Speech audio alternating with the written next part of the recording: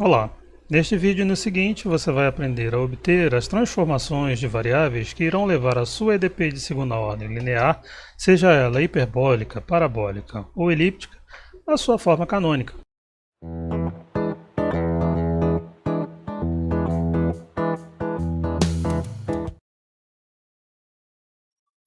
Resumindo então, digamos que a sua EDP linear de segunda ordem possua esta forma, não canônica.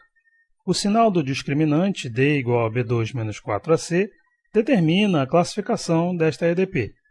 Cada categoria possui uma forma canônica específica. Estamos procurando novas variáveis alfa e beta, nas quais a EDP assuma a forma canônica da sua categoria. Se D for maior do que zero, você tem uma EDP hiperbólica, cuja forma canônica, vou mostrar aqui somente os termos de segunda ordem, que são os que interessam, é o alfa-beta. Você terá duas EDOs envolvendo as variáveis originais x e y, e os coeficientes a, b, c e o discriminante d. Defina alfa como sendo a constante arbitrária da solução geral desta primeira EDO. Defina beta como sendo a constante arbitrária da solução geral da segunda EDO. Em outro vídeo, vou mostrar exemplos com mais detalhes deste procedimento. Aqui, não importa quem você chama de alfa ou beta, é uma questão de nome somente. Para D igual a zero, você tem uma EDP parabólica, cuja forma canônica é, digamos, o alfa-alfa. Novamente, mostro aqui somente os termos de segunda ordem. Aqui, eu escolhi chamar a variável de derivação que sobrevive de alfa.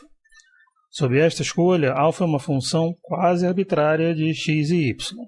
Digo quase porque a transformação tem que ser inversível, você não pode escolher alfa igual a beta, por exemplo. Geralmente, uma escolha típica é identificar alfa com uma das variáveis antigas, ou x ou y, conforme o caso permitir. Mas além disso, você ainda tem esta EDO.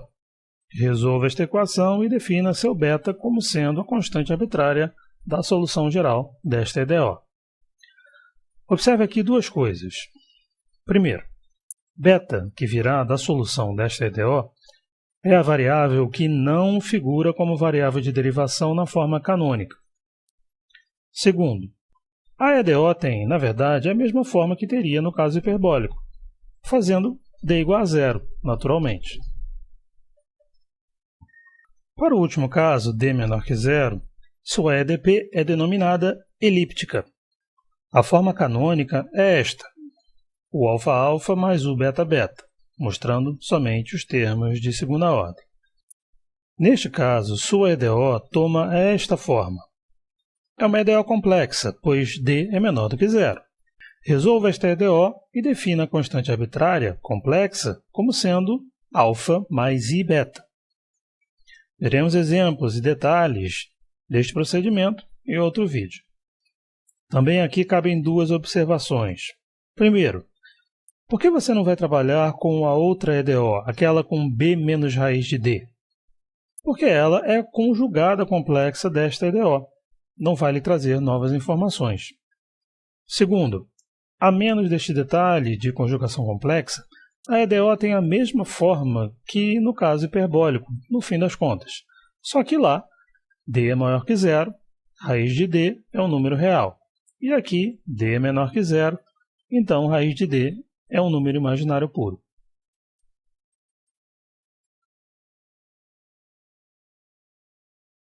Considere uma EDP linear de segunda ordem para a função U de x, y. Definindo novas variáveis alfa e beta em função das variáveis originais x e y, você pode demonstrar que as derivadas de primeira ordem, como já vimos em outro vídeo, se transformam desta forma, e as derivadas de segunda ordem desta forma. Observe que estas expressões são lineares nas derivadas de U em relação a alfa e beta. Portanto, ao substituir estas expressões na EDP original, você obtém uma nova EDP de segunda ordem, que também é linear nas derivadas U alfa, U beta, U alfa-alfa e assim por diante, com novos coeficientes, que são funções dos coeficientes originais. É possível demonstrar que os novos coeficientes serão dados por estas equações. observe que mesmo para uma transformação arbitrária, não necessariamente linear, mas inversível, é claro, a EDP nas novas variáveis continua sendo linear.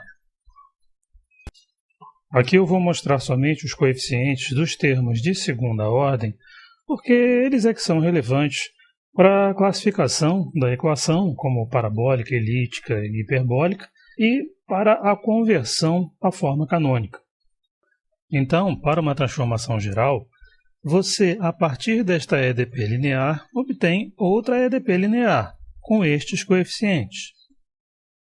Vou representar os termos que não são de derivada segunda da equação como uma função m, uma função qualquer de x e y, porém linear na função u e nas derivadas primeiras, o x, o y.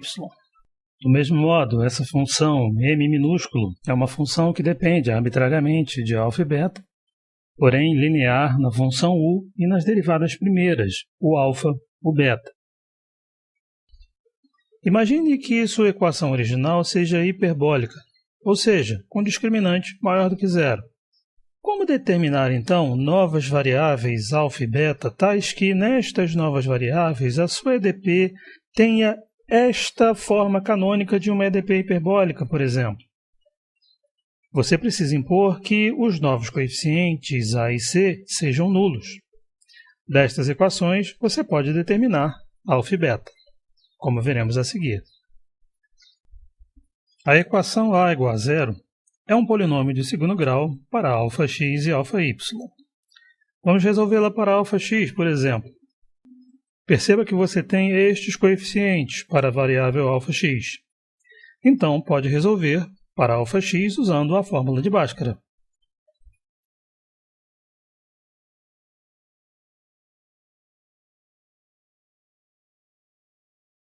B2 menos 4ac é o discriminante D da equação original, portanto, maior do que zero.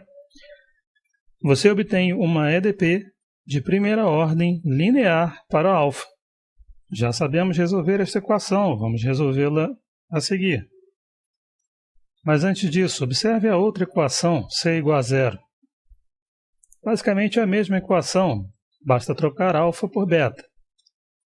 Obtemos então esta equação linear de primeira ordem para a função beta. Na verdade, ambas são idênticas. Podemos então estabelecer o seguinte: uma equação fica se referindo a α com o sinal positivo do radical, e a outra equação com o sinal negativo fica se referindo a beta. É claro que α e beta são nomes arbitrários, então na verdade não faz muita diferença quem é α e quem é beta. O fato é que temos uma nova variável associada a uma das equações e a outra nova variável associada a outra equação.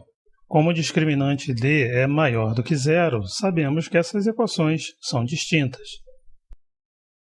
Esta equação leva você a estas duas.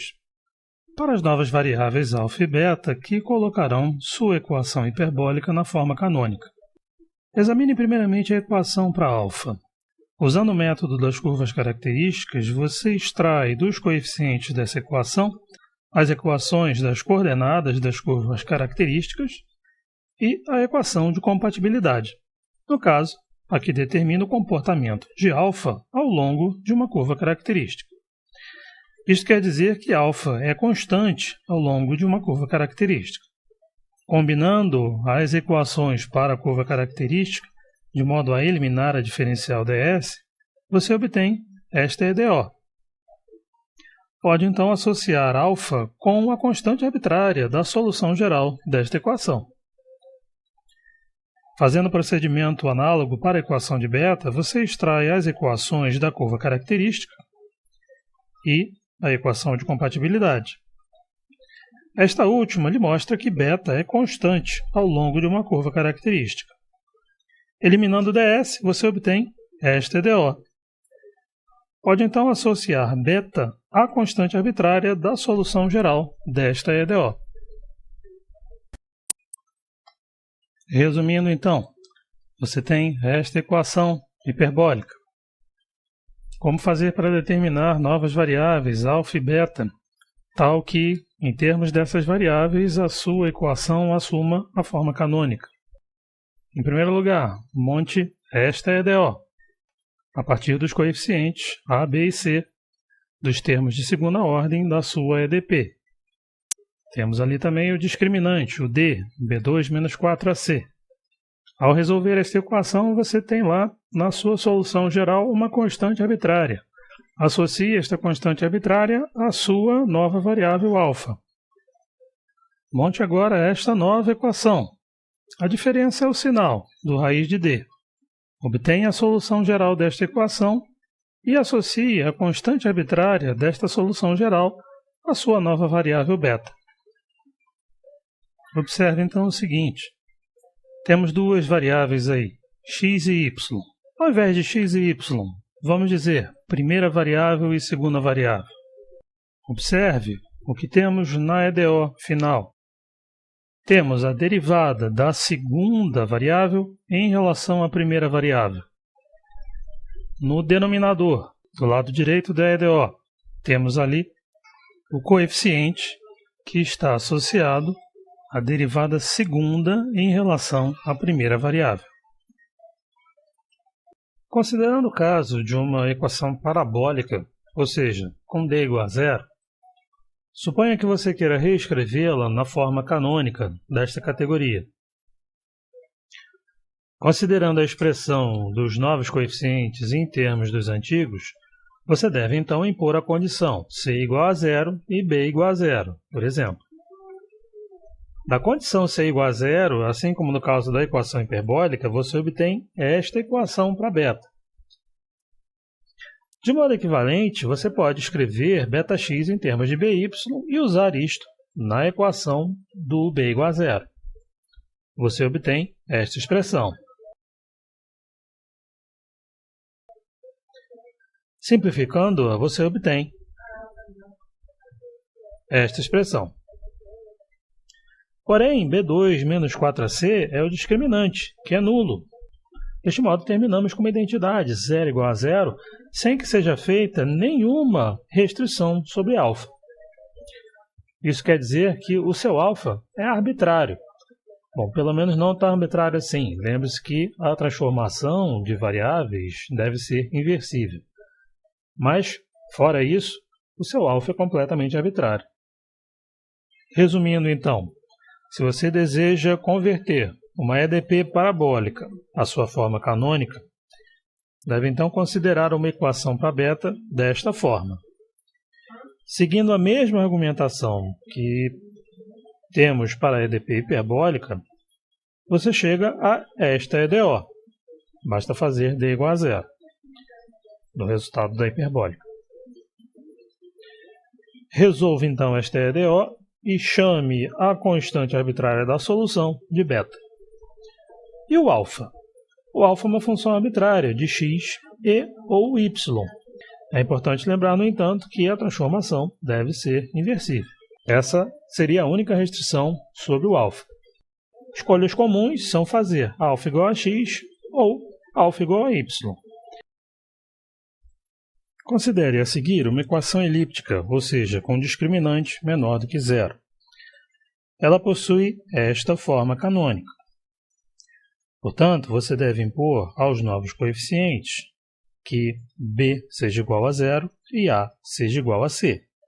Ou seja, que b seja igual a zero e a menos c igual a zero. Porém, estas duas condições podem ser reunidas em uma única equação complexa, desta forma. Dizer que o número complexo é nulo equivale a dizer que sua parte real é nula e que, simultaneamente, sua parte imaginária também é nula. Portanto, essa única equação complexa equivale às duas equações reais anteriores. Com as expressões dos novos coeficientes a, b e c, você obtém esta equação. Colete os termos nos coeficientes originais a, b e c e você obterá esta expressão. Observe então que esta expressão, que multiplica a, equivale ao quadrado de αx mais i beta x. De modo análogo, esta outra expressão, que multiplica c, equivale ao quadrado de αy mais i beta y. E esta outra expressão, que multiplica B, equivale ao produto de αx mais I beta x por αy mais I beta y. Se quiser, pause por um momento esse vídeo e confira estas afirmações. Você tem então esta expressão como condição para levar a sua EDP à forma canônica. Mantive aqui na tela as expressões dos novos coeficientes A, B e C. Observe que, se você definir gama como sendo alfa mais I beta, então esta condição pode ser expressa assim. Compare o lado esquerdo desta equação com a expressão de A ou com a expressão de C. A estrutura é a mesma. Já trabalhamos com uma equação com esta mesma estrutura. Ela nos leva a uma EDP linear de primeira ordem para gama. Como aqui o discriminante é negativo, você pode escrevê-lo assim. De modo análogo ao que fizemos para a EDP hiperbólica, obtemos uma EDO linear de primeira ordem desta forma para gama. Em princípio, teríamos duas equações, mas elas são apenas conjugadas complexas uma da outra, ou seja, uma já contém toda a informação necessária. Escolha esta aqui, por exemplo, e ela levará você a esta EDO.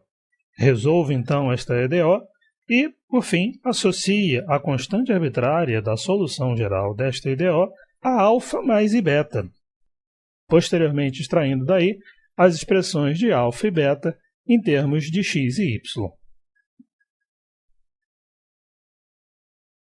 Resumindo, então, digamos que a sua EDP linear de segunda ordem possua esta forma, não canônica.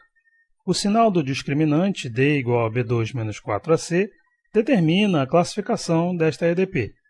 Cada categoria possui uma forma canônica específica. Estamos procurando novas variáveis alfa e beta, nas quais a EDP assuma a forma canônica da sua categoria. Se D for maior do que zero, você tem uma EDP hiperbólica, cuja forma canônica, vou mostrar aqui somente os termos de segunda ordem, que são os que interessam, é o alfa-beta. Você terá duas EDOs envolvendo as variáveis originais x e y, e os coeficientes a, b, c e o discriminante d.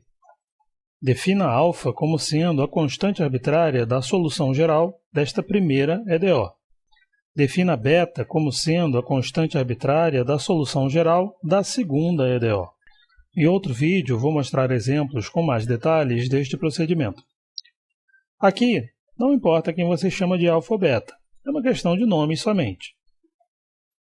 Para D igual a zero, você tem uma EDP parabólica, cuja forma canônica é, digamos, o alfa-alfa. Novamente, mostro aqui somente os termos de segunda ordem. Aqui, eu escolhi chamar a variável de derivação que sobrevive de alfa. Sob esta escolha, alfa é uma função quase arbitrária de x e y. Digo quase porque a transformação tem que ser inversível. Você não pode escolher alfa igual a beta, por exemplo. Geralmente, uma escolha típica é identificar alfa com uma das variáveis antigas, ou x ou y, conforme o caso permitir. Mas, além disso, você ainda tem esta EDO. Resolva esta equação e defina seu beta como sendo a constante arbitrária da solução geral desta EDO. Observe aqui duas coisas.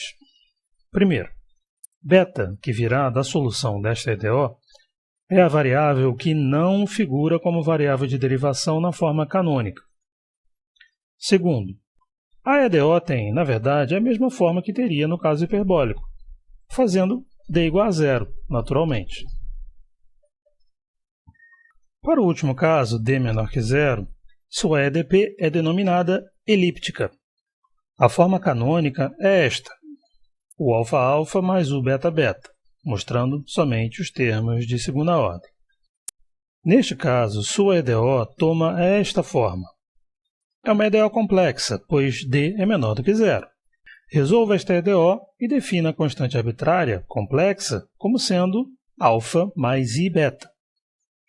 Veremos exemplos e detalhes deste procedimento em outro vídeo. Também aqui cabem duas observações. Primeiro, por que você não vai trabalhar com a outra EDO, aquela com B menos raiz de D? porque ela é conjugada complexa desta EDO. Não vai lhe trazer novas informações. Segundo, a menos deste detalhe de conjugação complexa, a EDO tem a mesma forma que no caso hiperbólico, no fim das contas. Só que lá, d é maior que zero, raiz de d é um número real. E aqui, d é menor que zero, então raiz de d é um número imaginário puro. Em outro vídeo, mostraremos exemplos relativos a equações hiperbólicas, parabólicas e elípticas. Até lá!